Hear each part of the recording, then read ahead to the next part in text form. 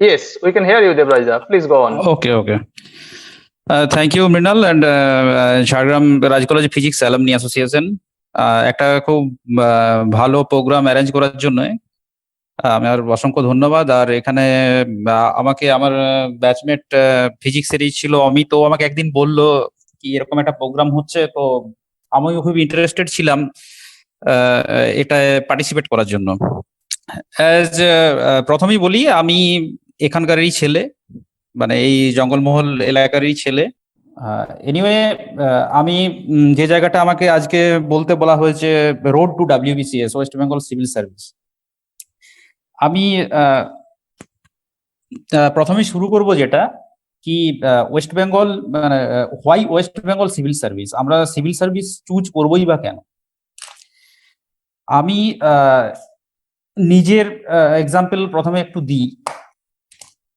As usual আমাদের rural belt Jhargram এবং surroundings area, এখানে মাধ্যমিক এইচএস পাস করার পর জেনারেল স্টুডেন্টদের যেটা হয় কি এরপর college, degree 3 years graduation, next তারপর মাস্টার ডিগ্রি, তারপর বিএড করা, বিএড করে স্কুল সার্ভিস কমিশনের এক্সাম দেওয়া, কোন একটি স্কুলের টিচার হওয়া বা বেসিক ট্রেনিং করে প্রাইমারি টিচার হওয়া, বা যদি আরো একটু একাডেমিক্সে ভালো করা যায় কলেজে যাওয়া।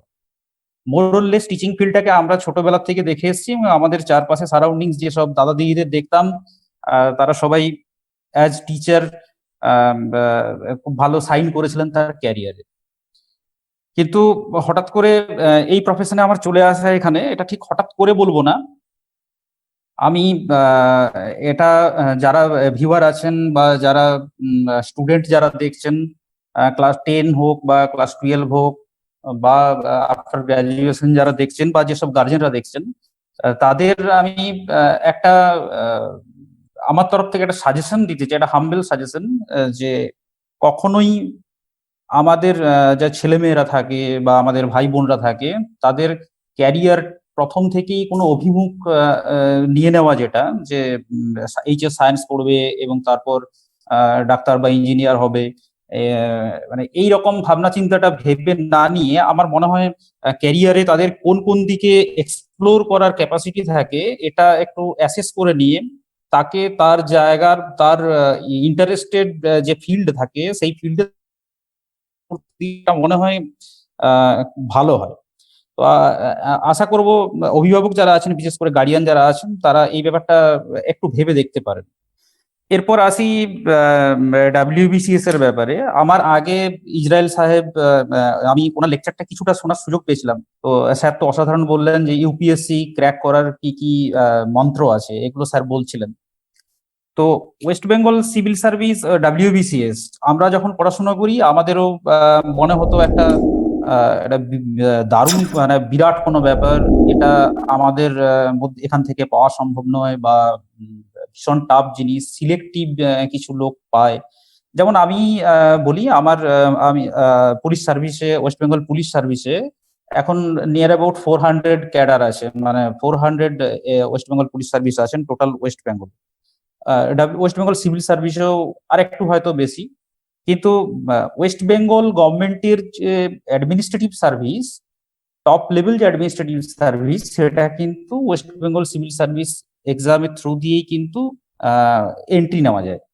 এরপরে আসি, এটা আমি কেন এটা বলছি আপনাদের। আমার মনে হয় যে আমার যেটা মনে হয় যে ওয়েস্ট বেঙ্গল সিভিল সার্ভিস এটা এটা খুব একটা যে মানে বিশাল যে আমরা এটা পারবো না, এটা আসা সম্ভব নয়, এটা এরকম ব্যাপারটা কিন্তু নয়। এটা যে কেউ এখানে যদি তার 3 ইয়ার্স গ্র্যাজুয়েশন কমপ্লিট হয়ে থাকে এবং এজ ওয়েস্ট বেঙ্গল সিভিল সার্ভিসের জন্য এজ 21 থেকে 36 এর মধ্যে হয়, তাহলে যে কেউ কিন্তু এই পরীক্ষায় টেক পার্ট করতে পারে। শুধুমাত্র আমরা পুলিশ সার্ভিসে যদি প্রেফারেন্স থাকে, আমাদের ওয়েস্ট বেঙ্গল পুলিশ সার্ভিসে আমি যেতে চাই, তাহলে কিছু হাইট বার থাকে। এই হাইট বারটা আমাদেরকে কোয়ালিফাই করতে হয়, যেটা মেল ক্যান্ডিডেটের জন্য 1.65 মিটার আর ফিমেল ক্যান্ডিডেটের জন্য 1.5 মিটার। অ্যাপার্ট ফ্রম দিস, বাকি যে স্কিম এবং syllabus West Bengal public service কমিশনের ওয়েবসাইটে যে দেওয়া আছে, এই ওয়েবসাইটে আমরা দেখলেই একটু পাবো, তবু আমি আপনাদের একটু নলেজে দিতে চাই। ওয়েস্ট বেঙ্গল সিভিল সার্ভিসে 4টা গ্রেডে এক্সাম নেওয়া হয়: group A, group B, group C, group D. Group A এটা ওয়েস্ট বেঙ্গল সিভিল সার্ভিস, এখানে মোট 6টা সার্ভিস আছে। মৃণাল, ভয়েস আসছে কি আমার? হ্যাঁ Hello? হ্যাঁ, বলো বলো, শুনতে পাচ্ছি, আমরা শুনতে পাচ্ছি, বলো। হ্যাঁ হ্যাঁ। তো গ্রুপ এ তে 6টা সার্ভিস আছে। এই 6টা সার্ভিস হলো West Bengal civil service executive. That means এটা আমার যদি র্যাঙ্ক সাপোর্ট করে, আমি যদি আমার যদি চয়েস থাকে, প্রেফারেন্স থাকে, তাহলে আমি বিডিওর পোস্টিং পেতে পারি। That means block development officer. আপনারা সবাই জানেন মোটামুটি বিডিও প্রতি ব্লকেই থাকেন। ওনার ডেভেলপমেন্টাল ওয়ার্ক যেগুলো থাকে সেইগুলোর উনি ব্লকে এক্সিকিউট করেন। Next assistant West Bengal civil service এক্সিকিউটিভের পরে আমাদের যেটা আছে assistant commissioner of revenue service in West Bengal revenue service. এটা আগে আলাদা আলাদা ছিল, এখন ইন্টিগ্রেটেড করে দেওয়া হয়েছে। দ্যাট মিন আমরা এক্সাইজ ডিপার্টমেন্ট কি ল্যান্ড রেভিনিউ ডিপার্টমেন্ট যে গ্রুপ এ লেভেলের অফিসার যারা থাকেন, আপনারা যারা জমি রেজিস্ট্রি করতে যান যে এডিএসআর অফিসে, উনিও কিন্তু যিনি রেজিস্টার থাকেন উনিও কিন্তু group A service. Next West Bengal cooperative service, West Bengal labour service, West Bengal food and supply service এবং West Bengal employment service. That means employment exchange যিনি অফিসার থাকেন, এনারা কিন্তু সবাই ওয়েস্ট বেঙ্গল সিভিল সার্ভিসের গ্রুপ এ লেভেলের অফিসার। নেক্সট আছে West Bengal police service. West Bengal police সার্ভিসটা শুধুমাত্র পুলিশের জন্য স্পেসিফিক্যালি করা আছে বলে এটাকে গ্রুপ বি করা হয়েছে।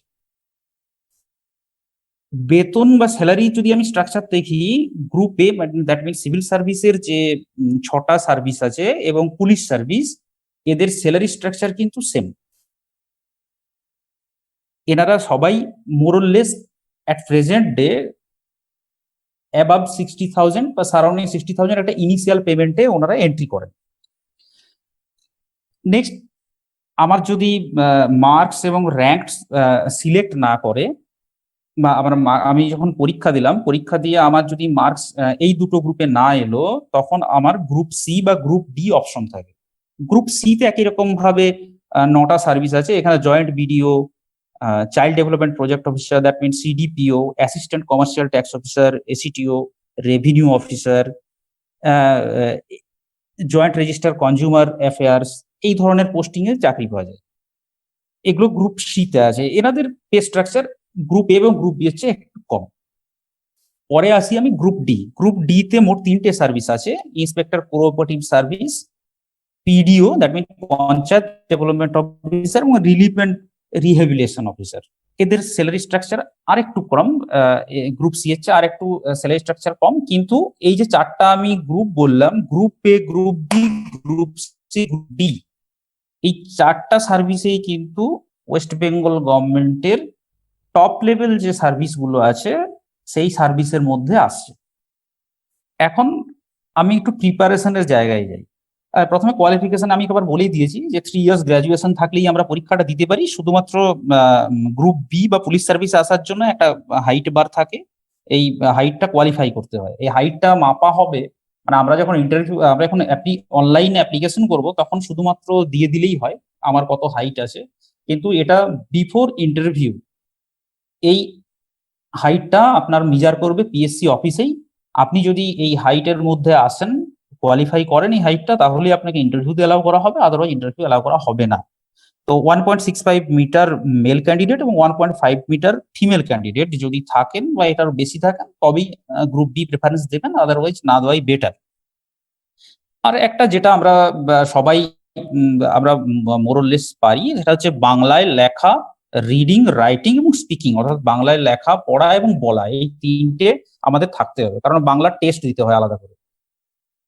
তো এইগুলো কোয়ালিফিকেশন। তাহলে কি দাঁড়ালো যে ওয়েস্ট বেঙ্গল গভর্নমেন্টের টপ লেভেল এক্সিকিউটিভ লেভেলের সার্ভিস পাওয়ার জন্য আমার মিনিমাম কোয়ালিফিকেশন কিন্তু মাস্টার্স ডিগ্রি বা কোনো স্পেশালাইজেশন বা কোনো আলাদা প্রফেশনাল ডিগ্রি এসব কিচ্ছু দরকার নেই। এখানে শুধুমাত্র আমার গ্র্যাজুয়েশন থাকলেই আমি কিন্তু এই পরীক্ষা দিতে পারি। আর আমাদের যেটা অনেকেরই কম বেশি একটা মিসকনসেপশন থাকে, যে এটা এই ধরনের পরীক্ষা দেওয়ার জন্য আমাদের একটা খুব হাই প্রোফাইল কোনো কোয়ালিফিকেশন বা হাই একাডেমিক্স এই ধরনের লাগবে, ভালো কলেজ থেকে খুব ভালো ইংরেজি বলা আমাদের অ্যাটিটিউড দরকার। এরকম কিন্তু কোনো ম্যাটার নেই। আমি নিজে ঝাড়গ্রাম রাজ কলেজের একজন স্টুডেন্ট, আমার বাড়ি এই সারাউন্ডিংস এরিয়াতেই, এই জায়গা থেকে আমার স্কুলিং, আমি এখানেই প্রিপারেশন নিয়েছি। অর্থাৎ এই পরীক্ষার জন্য প্রিপারেশনও আমার নিজেই নেওয়া, মোরললেস নিজে নেওয়া। আমাদের একটা গ্রুপ একটা ছিল, ওই গ্রুপ মোটামুটি গ্রুপ স্টাডি করেই প্রিপারেশন নেওয়া। তো মানে আমি এখন একটু অভিভাবকদের জন্য বলতে চাই যে আপনার ছেলেটি বা মেয়েটি যে গ্র্যাজুয়েশন করতে আসছে, যে কোনো স্ট্রিমেই হোক, সেটা সায়েন্স হোক বা আর্টস হোক, তো এটা ভেবে আপনারা, যদি তার ইন্টারেস্ট থাকে যে আমি গ্র্যাজুয়েশন করব নর্মাল সাবজেক্টে, তো আমি আপনাদেরকে বলবো যে এটা ভেবে চিন্তিত হওয়ার কোনো কারণ নেই কি যে গ্র্যাজুয়েশন করার পরে ও কি করবে। আমাদের চতুর্দিকে আমরা দেখি গ্র্যাজুয়েশন করে মাস্টার ডিগ্রি করে বেকার, কিছু পাচ্ছেন না। তো আপনারা এটা ভেবে নেবেন না গ্র্যাজুয়েশন করার পরে আমার শুধু ওয়েস্ট বেঙ্গল সিভিল সার্ভিস কেন, আমার গভর্নমেন্টের প্রচুর এক্সামিনেশন আছে যেগুলোতে আমি এন্ট্রি নিতে পারি, সেটার জন্য কোয়ালিফিকেশন শুধুমাত্র একটা গ্র্যাজুয়েশন ডিগ্রি। আর যদি কেউ ফোকাসড হয় যে আমি সিভিল সার্ভিসে যাব, আমি গভর্নমেন্টের যে পলিসি এক্সিকিউট করব, গভর্নমেন্টের পলিসি মেকিং এ অ্যাডমিনিস্ট্রেটিভ ডিসিশন নেব, তাহলে তার জন্য ওয়েস্ট বেঙ্গল সিভিল সার্ভিস যদি স্টেটে হয়, বা আমাদের ইসরায়েল সাহেব বলছিলেন ইউপিএসসির কথা, অবশ্যই ইউপিএসসি, যেটা আমরা আইএস আইপিএস এর ডাইরেক্ট রিক্রুট হতে পারি। তো আমি নেক্সট চলে যাই যে ওয়েস্ট বেঙ্গল সিভিল সার্ভিসের প্রিপারেশন কিভাবে নেওয়া যায়। না, কোয়ালিফিকেশন বললাম, এজেও বলেছি। প্রিপারেশন মিনস এখানে আমরা বেসিক যে ক্লাস 9-10 লেভেলে যে সাবজেক্ট পড়াশোনা করে আছি, অর্থাৎ বাংলা থেকে আরম্ভ করে, বাংলা ব্যাকরণ থেকে আরম্ভ করে, ইংলিশ গ্রামার থেকে শুরু করে, physical science, life science, history, geography, এবং সাথে সাথে ইন্ডিয়ান কনস্টিটিউশন এবং ইকোনমি, তার কিছু পোর্শন আছে। আর আর বলবো কি যে পরের ধাপে যদি আমি মেনের জন্য ভাবি, সেটা আমি আসছি পরে, আগে আমি প্রিলিমসের কথাটা বলি। পরীক্ষাটা মোট 3টে ধাপে হয়। একটা প্রিলিমিনারি পরীক্ষা, এটা বেসিক্যালি ছাঁটাই করার পরীক্ষা। প্রচুর যারা অ্যাপ্লাই করছেন তাদের মধ্যে থেকে বেছে নেওয়ার এটা পরীক্ষা। প্রিলিমিনারি পরীক্ষাটা হয় 200 মার্কসের, 200 কোশ্চেন থাকে, 2.5 ঘন্টা সময়, এমসিকিউ টাইপের। এখানে আমার 8টা সাবজেক্ট থেকে 25টা করে অন অ্যাভারেজ কোশ্চেন আসে। ইংলিশ কম্পোজিশন, ভোকাবুলারিটাই এখন ইম্পর্টেন্ট দিচ্ছে PSC. History, Indian national movement, geography, special emphasis দেওয়া হয় ওয়েস্ট বেঙ্গল জিওগ্রাফিতে, যেটা আমরা আমাদের সময় ক্লাস 6-এ পড়তাম। তারপর জেনারেল সায়েন্স, অর্থাৎ মাধ্যমিক লেভেলের যে ভৌত বিজ্ঞান, জীবন বিজ্ঞান পড়ি, সেখান থেকে বেসিক জেনারেল সায়েন্স। আর কনস্টিটিউশন, দ্যাট মিনস আমার রাষ্ট্রবিজ্ঞানে ভারতের যে সংবিধান আছে তার থেকে কিছু, এবং ভারতের যে অর্থনীতি, রিজার্ভ ব্যাংকের পলিসি, এর উপরে কিছু কোশ্চেন। আর বাকি থাকে কারেন্ট অ্যাফেয়ার্স, জেনারেল নলেজ, আমরা যেটা রেগুলার পেপার এবং কোনো একটা ম্যাগাজিন ফলো করলেই হয়ে যায় day to day basis.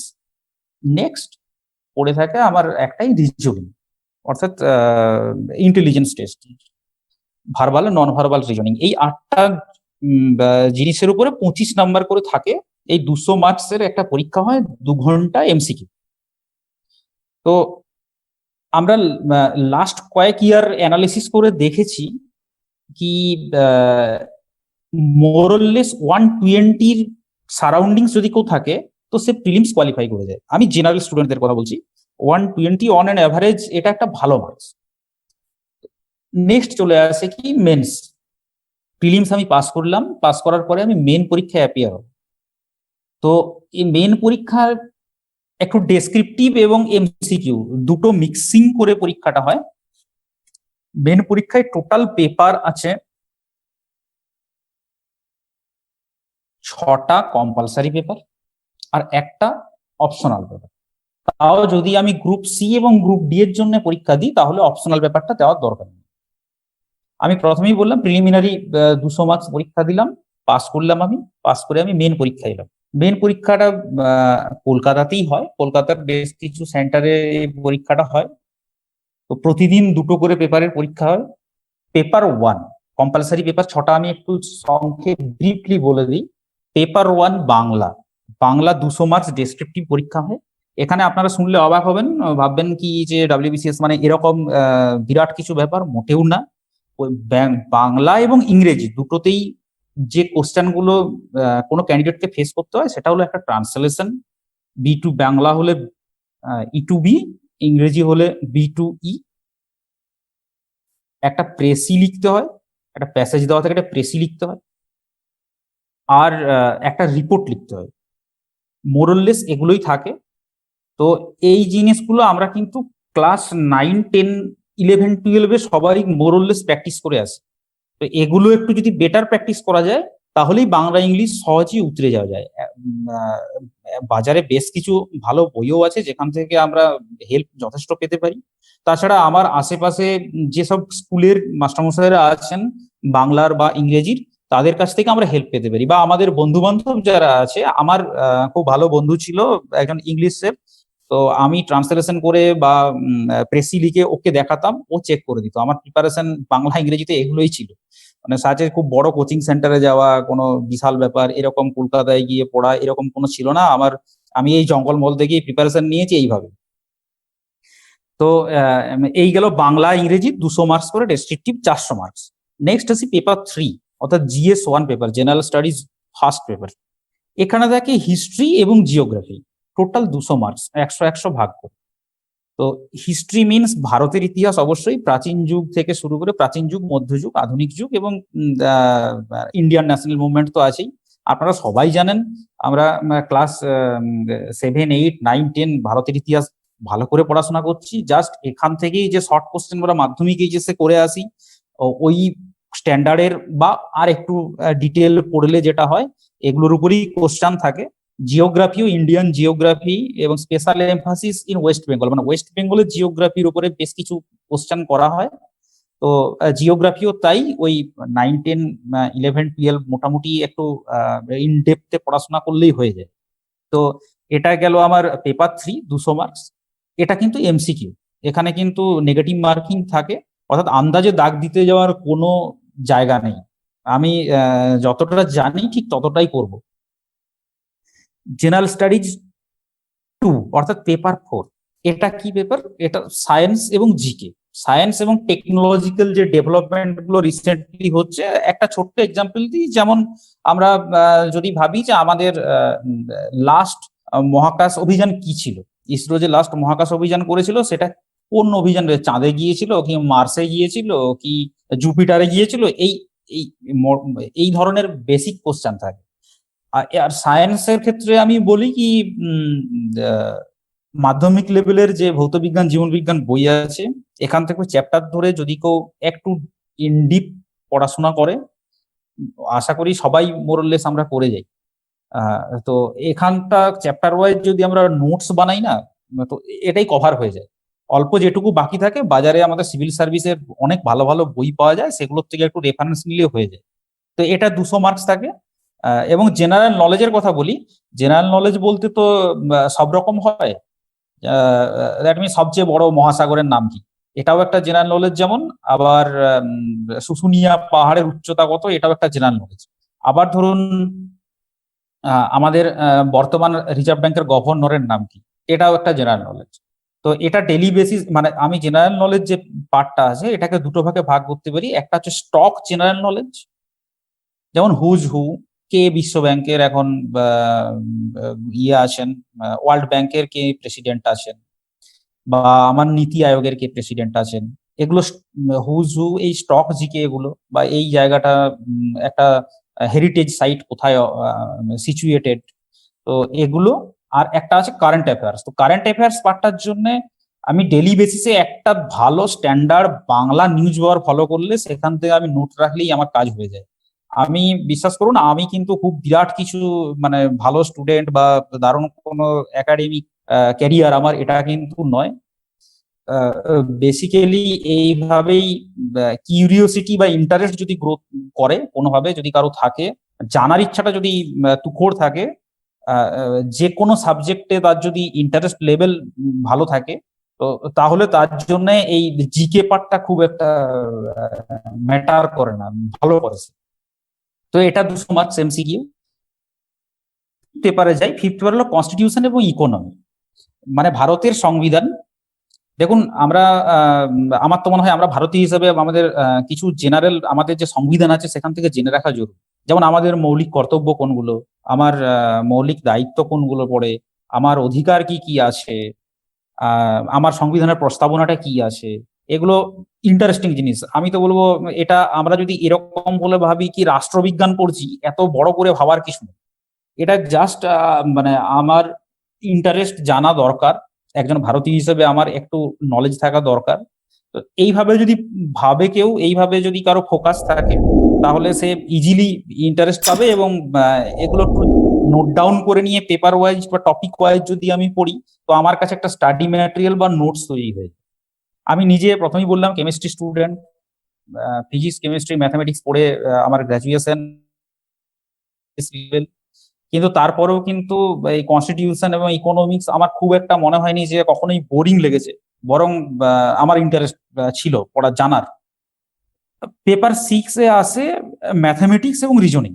Mathematics মানে এটা নয় কি যে এখানে ক্যালকুলাস আমাকে করতে হবে, এখানে ডিনামিক্স করতে হবে, এখানে আমাকে লিনিয়ার প্রোগ্রামিং করতে হবে, বা আমাকে কোঅর্ডিনেট জিওমেট্রি করতে হবে, এসব ভুলে যায়, এসব কিচ্ছু নেই। আমরা ক্লাস 2 থেকে যোগ বিয়োগ গুণ ভাগ করি, সেটারই একটু হায়ার স্ট্যান্ডার্ড, আর কিচ্ছু না। আমি সুদ কষা অঙ্ক করি, আমরা ঐকিক নিয়ম অঙ্ক করি, আমরা নৌকার ভেলোসিটি অঙ্ক করেছি, যে অনুকূল প্রতিকূল, জাস্ট এই এই ধরনের কোশ্চেন থাকে। আর রিজনিং এর ক্ষেত্রে ভার্বাল এবং নন ভার্বাল রিজনিং, মানে এক্ষেত্রেও এই রিজনিং ব্যাপারটা জেনারেল ইন্টেলিজেন্স খুব জটিল বলে মনে হচ্ছে, কিন্তু বেসিক্যালি তা কিচ্ছু না। আমরা যদি একটু যে কোনো রিজনিং স্যাম্পল দেখি, মানে আমাদের খুব ইন্টারেস্ট হয়। আমার তো মনে হয় এটা বাচ্চারা খুব ইন্টারেস্ট পায়, যে একটা নাম্বার গেম খেলতে বা একটা ওয়ার্ড গেম খেলতে। তো এগুলো দেখতে দেখতেই হয়ে যায়, একটু ফোকাস থাকলেই মানে ইন্টারেস্ট চলে আসে। তো এই পেপার গেল পেপার 6, এটাও 200 মার্কস এমসিকিউ। আমার তাহলে কম্পালসারি পেপার দাঁড়ালো 6টা, 200 মার্কস করে, মোট 1200 মার্কস। তার মধ্যে বেঙ্গলি এবং ইংলিশ দুটো পেপার, যেটা পেপার 1 পেপার 2, এগুলো ডেসক্রিপটিভ 400 মার্কস, আর 800 মার্কস থাকলো আমার এমসিকিউ। এটা যদি কেউ গ্রুপ সি এবং গ্রুপ ডি এর কোনো পোস্টিং চাইছেন বা তার জন্য প্রিপারেশন চাইছেন, তাহলে কিন্তু তাদের এই 6টা পেপার ক্লিয়ার করলেই হয়ে যায়। অন এভারেজ যেহেতু এমসিকিউ আছে, 60% একটা স্কোর যদি করা যায়, আপনি ধরে রাখুন ইন্টারভিউতে আপনি কল পাবেন 60%। নেক্সট চলে আসছি আমি অপশনালের কথায়। অপশনাল তাদের জন্যই প্রযোজ্য যারা গ্রুপ এ লেভেলের কোনো সার্ভিস চাইছেন গ্রুপ এ তে, বা পুলিশ সার্ভিসে আসতে চাইছেন। পুলিশ সার্ভিসের এন্ট্রিটা কিন্তু ডেপুটি পুলিশ সুপার থেকে শুরু হয়, যেটা আমরা আইপিএস যারা আসছেন ইউপিএসসি ক্লিয়ার করে, ওনারাও কিন্তু সেম র্যাঙ্কে চাকরিটা শুরু করেন। তো পুলিশ সার্ভিসে যখন আপনি মানে আমি যখন পুলিশ সার্ভিস বা আমি ওয়েস্টবেঙ্গল সিভিল সার্ভিস বিডিওর চাকরি করতে চাই, তো তখন আমার এই অপশনাল পেপারের কথাটা আসে। অপশনাল পেপারটা আপনাদেরকে বলি, এটা মানে খুব জটিল ব্যাপার কিছু না, যে আমাকে খুব বিশাল কিছু রকেট সায়েন্স পড়তে হবে, সেটাও নয়। মোট 37টা সাবজেক্টের মধ্যে থেকে আপনার পছন্দ মতো আপনি যেটা কমফোর্টেবল সেটা আপনি চুজ করতে পারেন। এই 37টা সাবজেক্টের মধ্যে আপনি কম্পারেটিভ লিটারেচার থেকে আরম্ভ করে Bangla, English, mathematics, physics, chemistry, history, geography, constitution, এই political science, psychology, sociology, philosophy, যে কোনো কিছু সাবজেক্ট চুজ করতে পারেন। আশা করি আপনাদের কাছে একটা ম্যাটার আমি ক্লিয়ার করতে পেরেছি, যে যদি কেউ ভাবছেন যে আমার এইচএস, আমি আর্টস ব্যাকগ্রাউন্ডের স্টুডেন্ট, আমার কি হবে, আমি তো ভালো ম্যাথামেটিক্স জানি না, আমি ভালো ইংরেজি ভালো লিখতে জানি না, পড়তে জানি না, তো মানে ভালো আমার অসুবিধা হয়, তো আমি কি করব? তো এই যে মনের মধ্যে যে ভয়টা আছে, এটা ঝেড়ে ফেলুন।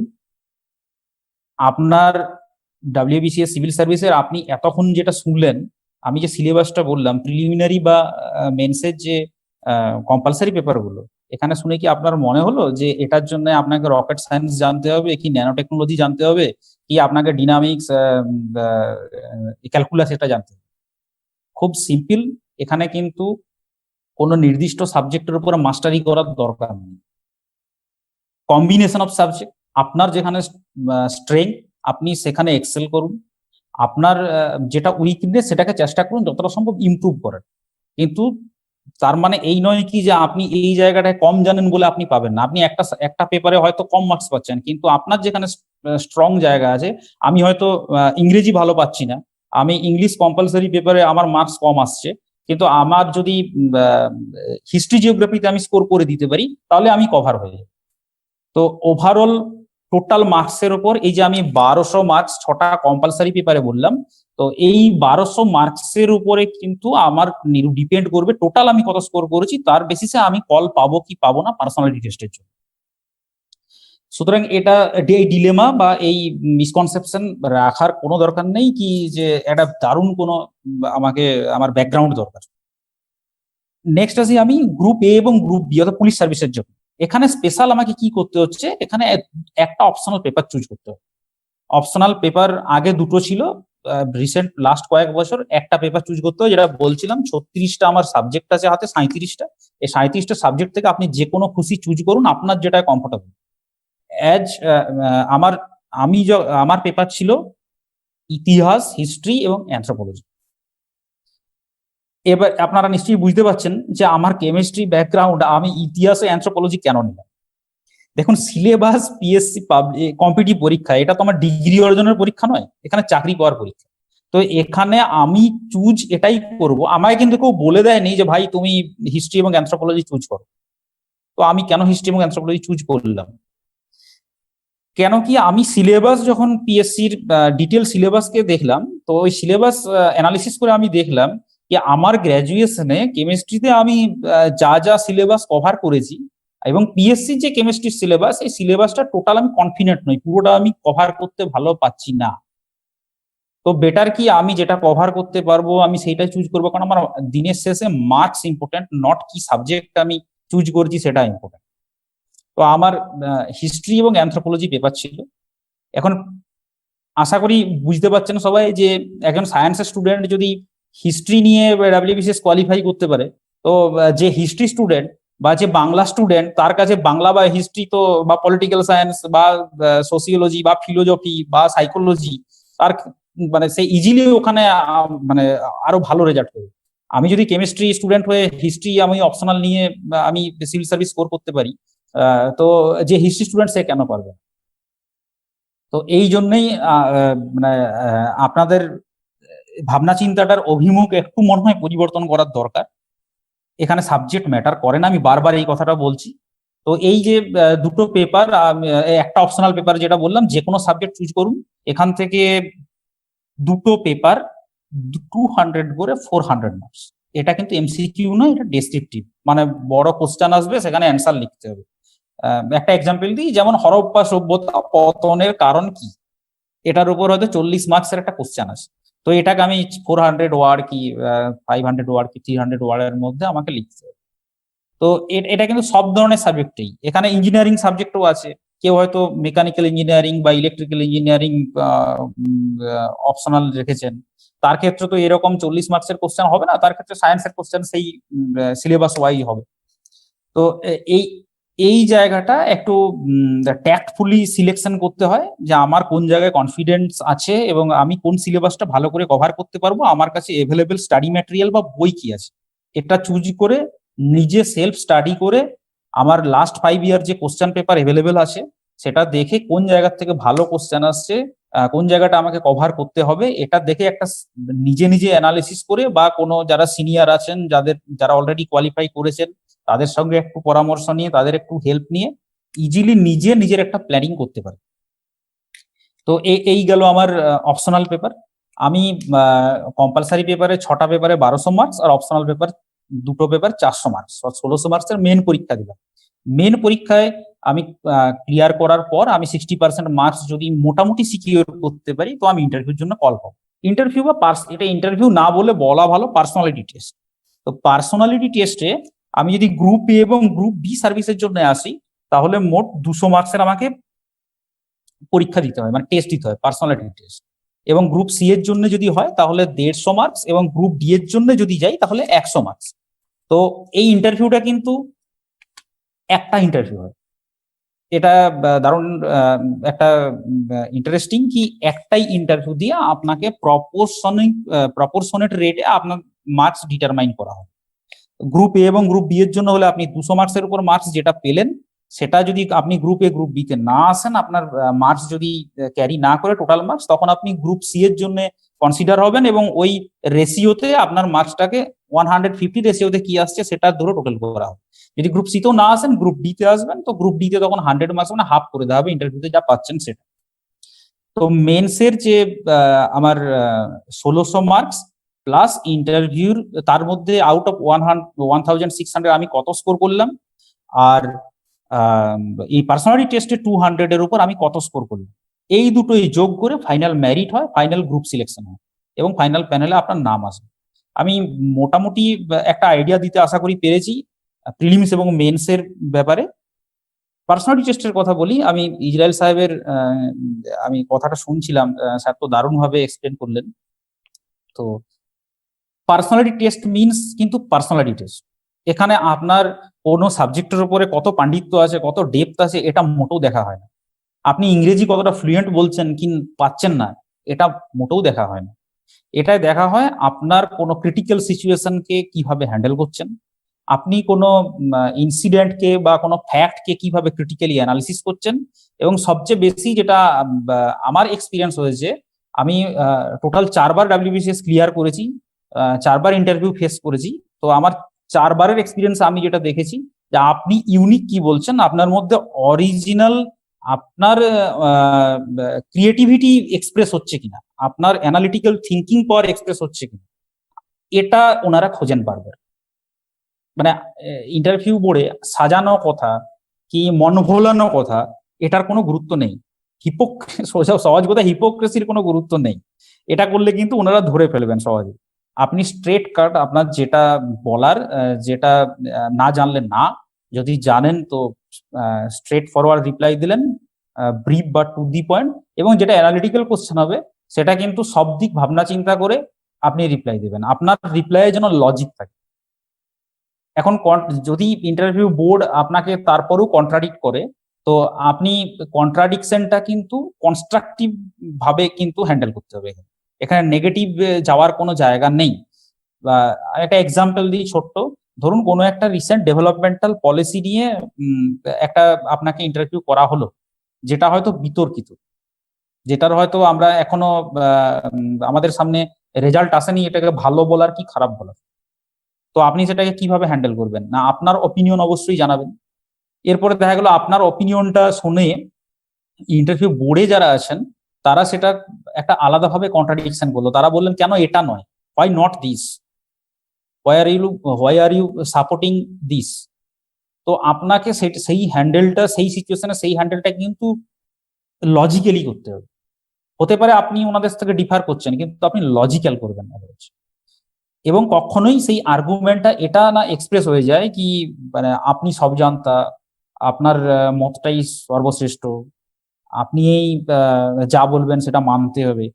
এই ফ্লেক্সিবিলিটিটা কিন্তু বোর্ডে পার্সোনালিটি টেস্ট এই জন্যই, আপনার পার্সোনালিটিতে কতটা ফ্লেক্সিবিলিটি আছে দেখুন। আপনাকে এটা বুঝতে হবে, দিনের শেষে এই পরীক্ষা কোয়ালিফাই করে আপনাকে এমন একটা পোস্টে বসানো হবে, গভর্নমেন্ট আপনাকে এরকম একটা জায়গায় দায়িত্ব দেবে যেখানে পলিসি ইমপ্লিমেন্টেশনের ব্যাপার থাকে, পলিসি মেকিং এর দায়িত্ব থাকে। ডাব্লিউবিসিএস এক্সিকিউটিভ যদি আপনি জয়েন করেন, তো আপনি আলটিমেটলি যখন রিটায়ারমেন্টে যাবেন তখন আপনি সেক্রেটারি পর্যন্ত হতে পারেন কোনো একটা দপ্তরে, কোনো ডিপার্টমেন্টের সেক্রেটারি হবেন। দ্যাট মিনস আপনি পলিসি তৈরি করবেন, you will be a policy maker. তো আপনার পার্সোনালিটি সেই রকম ভাবে হবে, সেটাই রিফ্লেক্ট করবে। এবং যদি আপনি পুলিশ সার্ভিস জয়েন করেন, তো আপনি দিনের শেষে যখন আপনি রিটায়ার করবেন তখন আপনি আপ টু এডিজি র্যাঙ্ক পর্যন্ত যেতে পারেন, নট ম্যাটার অফ জোক। তো একজন এই ধরনের মানুষকে তখনই সেই পোস্ট দেওয়া হবে যখন তার মধ্যে সেই রকম ব্যক্তিত্বের একটা প্রতিচ্ছবি ওনারা খুঁজে পাবেন। 10 জন যখন যাচ্ছে সেখান থেকে আপনাকে কেন চান্স দেওয়া হবে, আপনার মধ্যে সেই ইউনিকনেসটা যেন থাকে, এটা মেনের ক্ষেত্রেও প্রযোজ্য। আমি যে লেখার জায়গাটা পাচ্ছি, আমি যখন আমার কোনো কোশ্চেন অ্যান্সার লিখছি, সেই কোশ্চেন অ্যান্সারের ক্ষেত্রে আমি আমার নিজস্বতা কিছু এক্সপ্রেস করব। এই নিজস্বতাটা যদি এক্সপ্রেস না হয়, নিজস্ব সত্তা লেখন শৈলী যদি এক্সপ্রেস না করতে পারি, তো আমার মার্কস অ্যাভারেজ আসবে। তো পার্সোনালিটি টেস্টের ব্যাপারটা আমি যেটা বলছিলাম যে খুব ঠান্ডা মাথায় কুল অ্যাপ্রোচ। ওনারা কিন্তু আপনার সঙ্গে আর্গুমেন্ট করার জন্য বা ঝগড়া করার জন্য বা আপনাকে ডমিনেট করার জন্য মোটেও বসে নেই। ওনারা আপনার সঙ্গে আধ ঘন্টা বা 40 মিনিট আপনার সঙ্গে ডিসকাশন করার জন্য আছেন। আপনার সঙ্গে ওনারা আধ ঘন্টা বা 40 মিনিট কথা বলে আপনার ব্যক্তিত্ব সম্পর্কে একটা ধারণা তৈরি করবে, তার উপর আপনার মার্কিং হবে।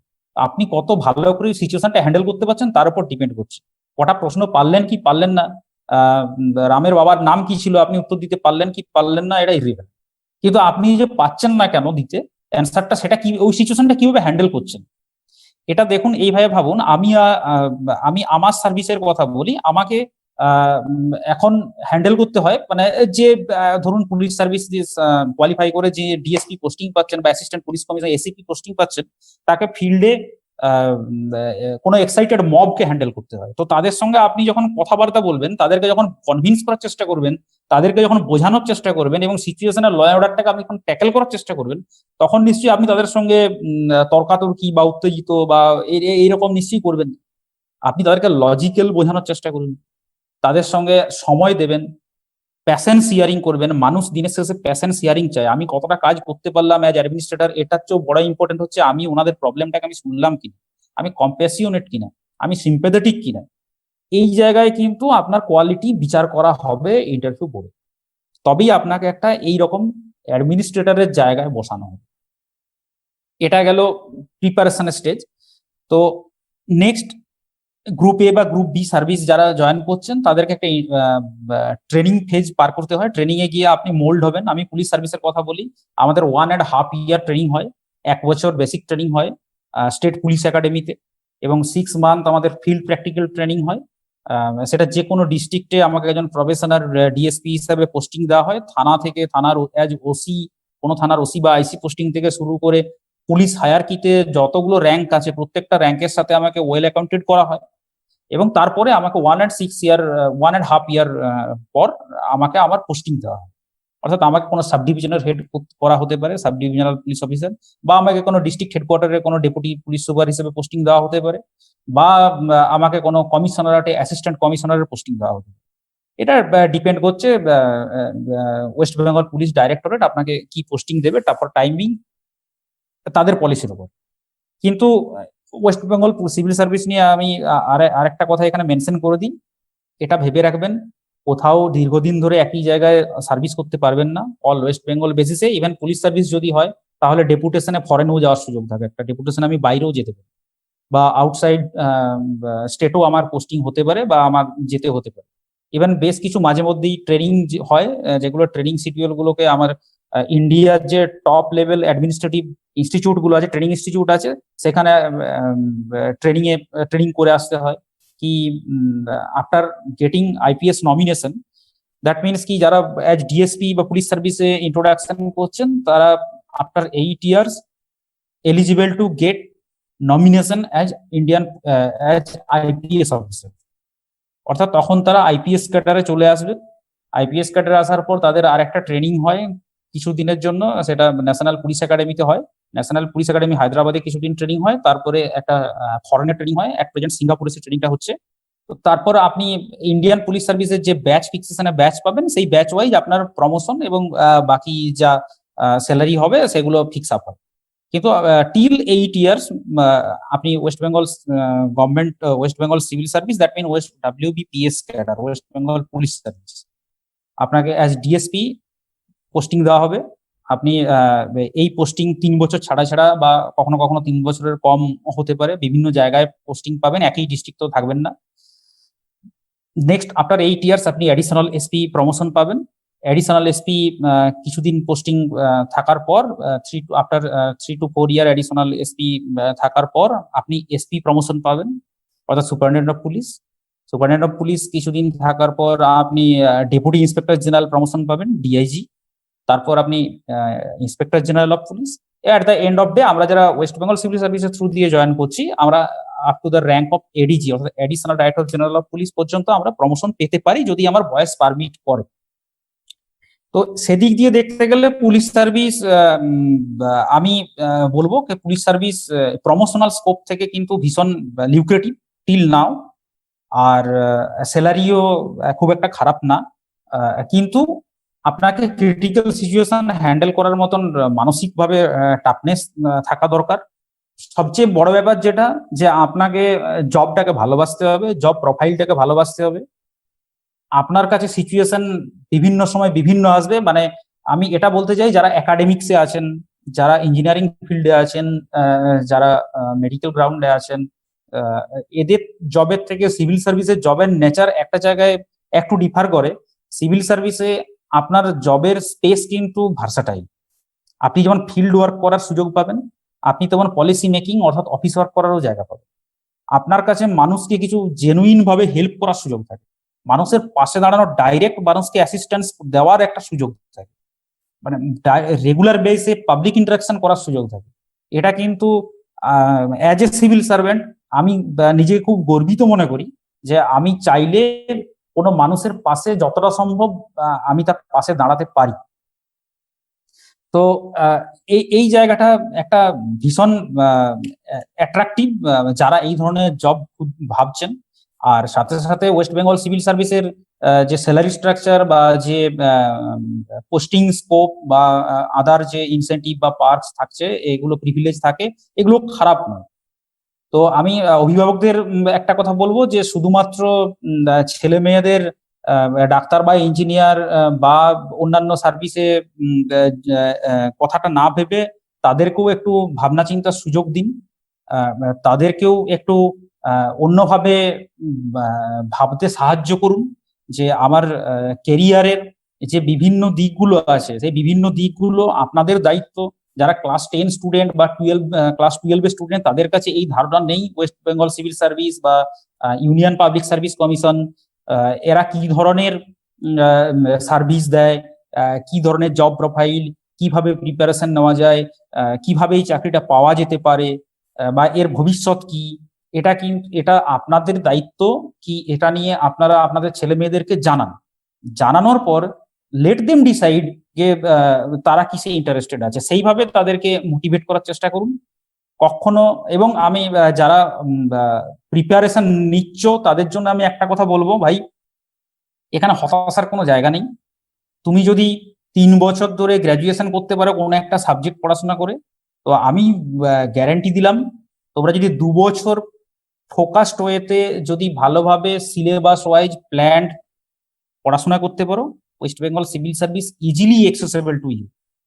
আমি নিজে মোট 4 বা 4 টাইমস আমি ক্লিয়ার করেছি, আমি অন্য সার্ভিসে থেকে ক্লিয়ার করেছি। আমিও প্রথম তোমাদের অনেকের মতোই স্কুল সার্ভিস কমিশন দিয়ে স্কুলে একটি হাই স্কুলের শিক্ষকতা করছিলাম, সেই করতে করতেই প্রিপারেশন নিয়েছি। এরকম নয় কি বাইরে গিয়ে থেকে কোনো বড় কোচিং সেন্টারের সঙ্গে যুক্ত হয়ে প্রিপারেশন নিয়েছি, সেটা নয়। আমি নিজেই পড়াশোনা করেছি সিলেবাস এবং কোশ্চেন পেপার দেখে। এবং এই পরীক্ষা দিতে দিতে তোমাদেরও যোগাযোগ তৈরি হবে, গ্রুপ তৈরি হবে, তাদের সঙ্গে কথাবার্তা বলবে, নতুন নতুন জায়গা এক্সপ্লোর হবে। তো এই প্রিপারেশনের জায়গাটায় হাল ছেড়ো না ভাই, কোনোভাবেই ফোকাসড থাকো। গার্জেনদের বলবো আমি কি যে আপনারা একটু সাপোর্ট দিন। প্রিপারেশন যখন নেয়, প্রিপারেটরি ফেজটা খুব ইম্পর্টেন্ট। এটা আমরা আমাদের খারাপ লাগে বলতে কি আমি এবং আমার বন্ধু হয়তো ইঞ্জিনিয়ারিং করে সে অলরেডি কোনো একটি রেপুটেড মাল্টিন্যাশনাল কোম্পানিতে এমপ্লয়ি, ভালো স্যালারি পায়, অথচ আমি সিভিল সার্ভিসের জন্য প্রিপারেশন নিচ্ছি। তখন একটা হীনমন্যতায় ভুগে এবং বাড়ির থেকে এটা বলা হয় কি দেখ ও চাকরি পেয়ে গেল, তুই এখনো পেলি না, তুই পড়লে পারতিস। এটা কিন্তু মোটেও নয়। তাকে 2 বছর 3 বছর সময় দিন, দেখুন সে অবশ্যই কোনো না কোনো একটা ভালো গভর্নমেন্ট জব সিকিউর করবে, যেখানে জব সিকিউরিটি আছে, যেখানে গুড ফ্যাসিলিটি আছে এবং গুড স্যালারি আছে। তো এই জায়গাটায় আপনাদের গার্জেনদের যেমন দায়িত্ব আছে এবং যারা প্রিপারেশন নিচ্ছেন তাদেরকেও আমি বলবো ফোকাসড থাকো, ডাইভার্ট করো না নিজের টার্গেট।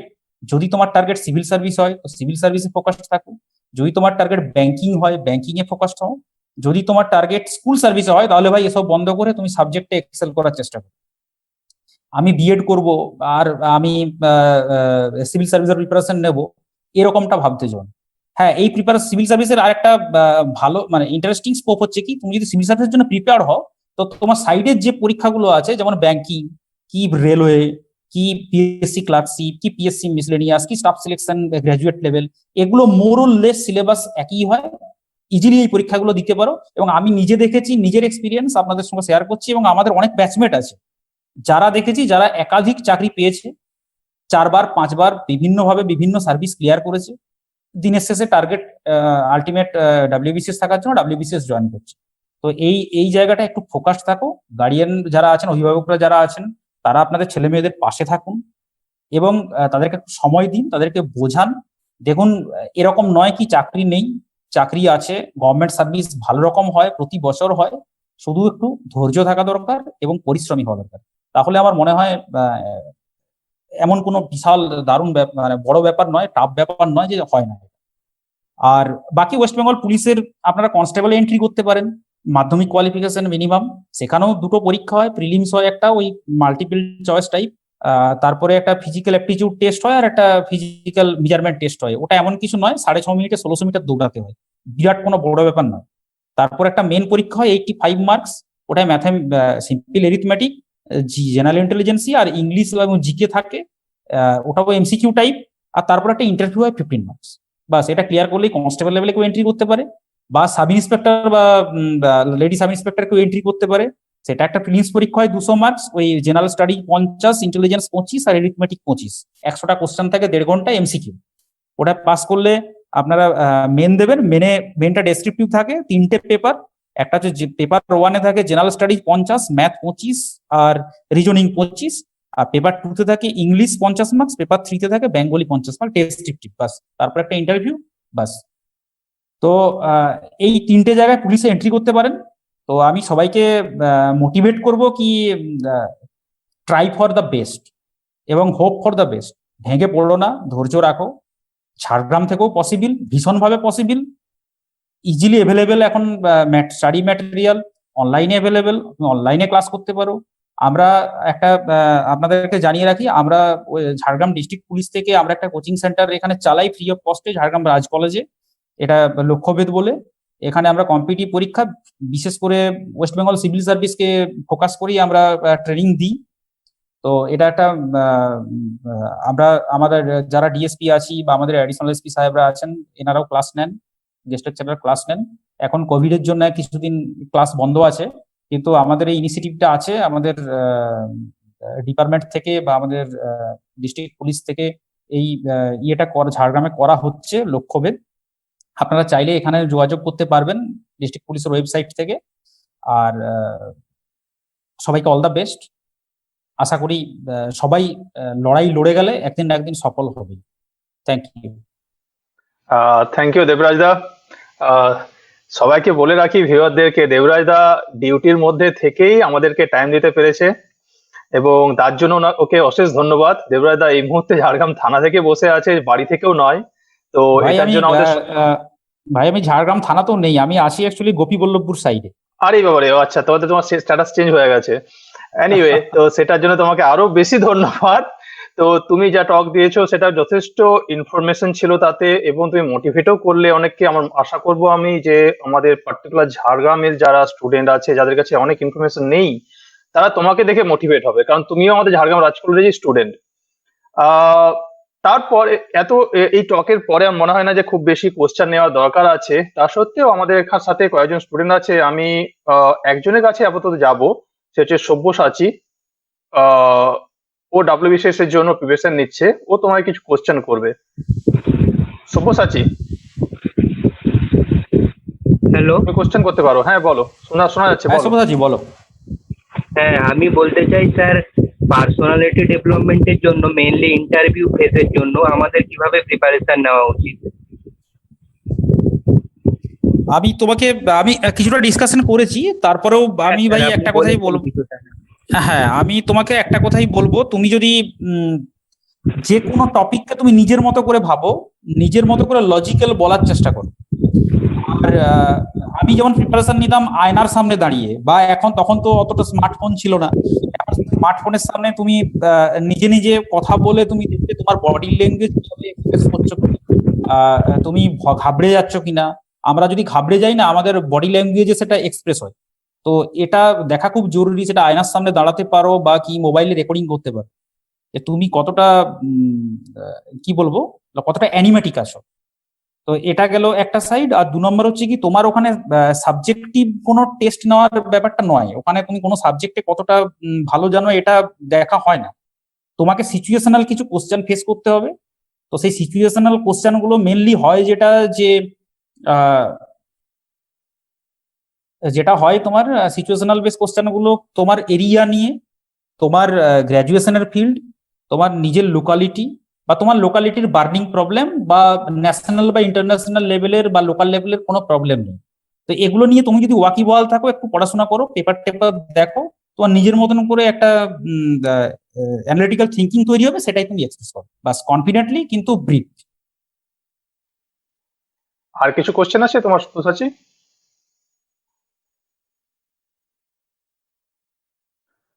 সব্যসাচী, আর কিছু কোশ্চেন আছে? হ্যাঁ, আমি সেলফ প্রিপারেশন নিচ্ছি, আমি কি করে বুঝবো যে আমার প্রিপারেশনটা রাইট ট্র্যাকে যাচ্ছে? আমি সঠিকভাবে প্রস্তুতি নিচ্ছি, কি করে বুঝতে পারবো?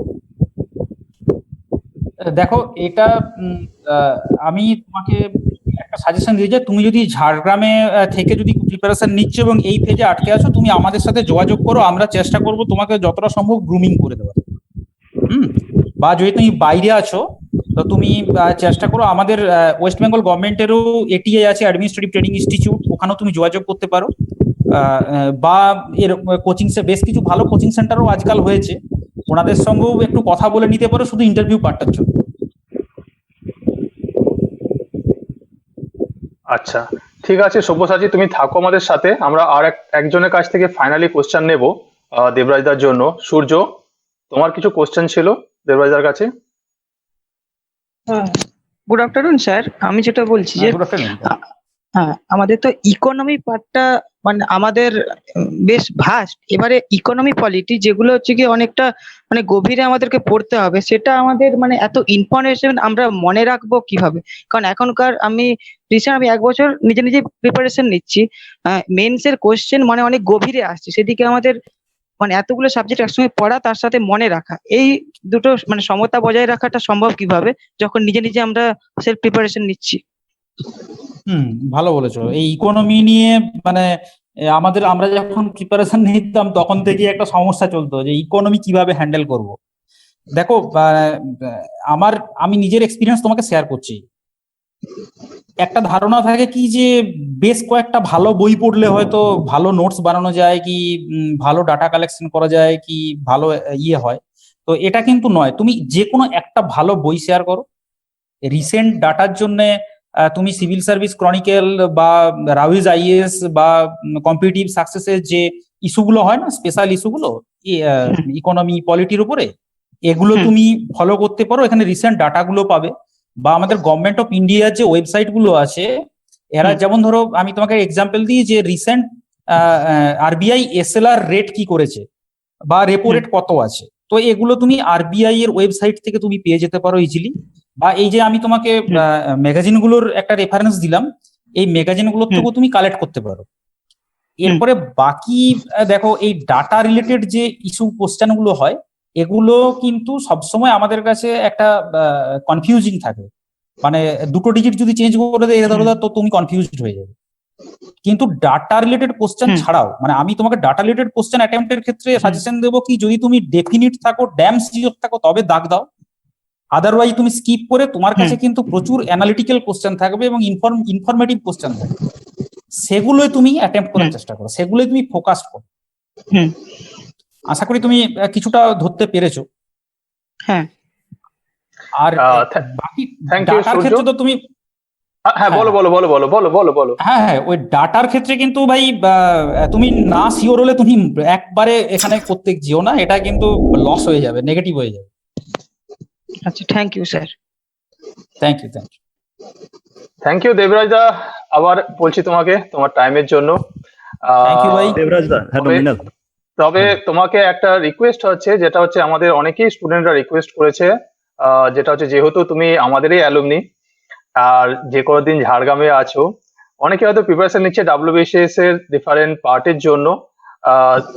তো তারা হয়তো যদি যোগাযোগ করতে চায় আমাদের থ্রু বা ডাইরেক্টলি, তো আশা করবো তুমি তাদেরকে ছোট ভাই বা বোন বলে কিছু হেল্প করবে।